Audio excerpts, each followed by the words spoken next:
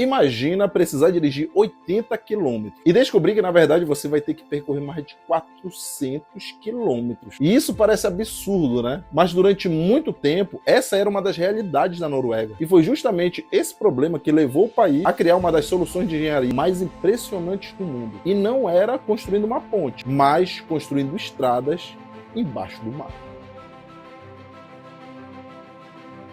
Cara, e quando a gente pensa na Noruega, e a primeira imagem que vem na nossa cabeça são os fiordes, aquelas enormes entradas de mar cercadas por montanhas. E realmente é uma das paisagens mais belas do mundo. Mas existe um detalhe que quase ninguém percebe. Aquilo que encantava os turistas durante séculos dificultou a vida de quem morava ali. Porque os fiordes, eles cortam completamente o território. E assim, às vezes duas cidades parecem estar logo ali, uma de frente para a outra. Mas para chegar de carro, ela precisa fazer uma volta gigantesca. Em alguns casos, uma viagem relativamente curta se transforma em horas de estrada. E isso afeta tudo. O transporte, o comércio, a saúde, o turismo, a economia. Não era apenas um problema de mobilidade, era um problema de desenvolvimento. E assim, a primeira ideia era construir pontes. Só que aqueles fiordes, eles são profundos demais. Outros são largos demais. E vários deles precisam permitir passagem de navios enormes. Então, a pergunta mudou. Ao invés de perguntar como atravessamos esse fiord, eles começaram a perguntar: e se a gente nem precisasse passar por cima dele? Foi aí que nasceram um dos túneis submarinos mais impressionantes do planeta. O Ryfast, por exemplo, ele conecta cidades passando por baixo do mar. E depois veio o Rogfast. Quando estiver concluído, será um dos maiores túneis rodoviários submarinos do mundo. Cara, só que o mais impressionante nem é isso. Engenheiros noruegueses estudam há anos um conceito que parece ficção científica: um túnel flutuante. O cara já pensou nisso? Em vez dele ficar apoiado no fundo do mar, ele fica suspenso dentro da água, preso por estruturas e cabos.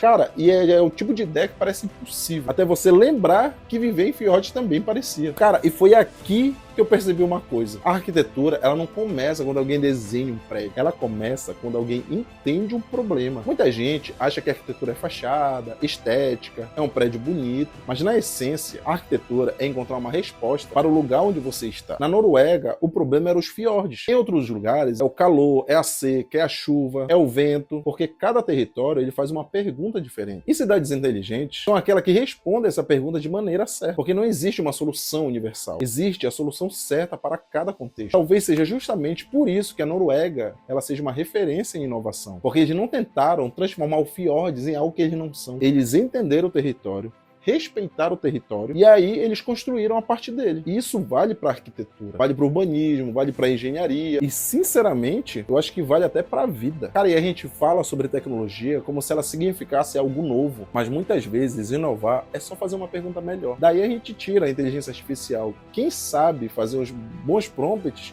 é aqueles que sabem fazer as melhores perguntas. Quando eu comecei a pesquisar sobre a Noruega, eu achei que eu encontraria uma história sobre túneis, mas eu encontrei uma história sobre como resolver problemas. Enquanto muita gente tenta mudar a natureza, a Noruega, ela mudou a forma de construir, ela se adaptou ao ambiente. E talvez esse seja o maior ensinamento que esse país deixa, porque cidades inteligentes, elas não nascem de grandes obras, elas nascem de pessoas que entendem primeiro o lugar, e só depois eles pensam na solução. Então, da próxima vez que você olhar uma foto dos fiordes da Noruega, talvez você não veja só apenas uma paisagem bonita, talvez você veja um dos maiores desafios da engenharia do planeta, e a criatividade humana encontrando uma maneira de viver em harmonia com ele.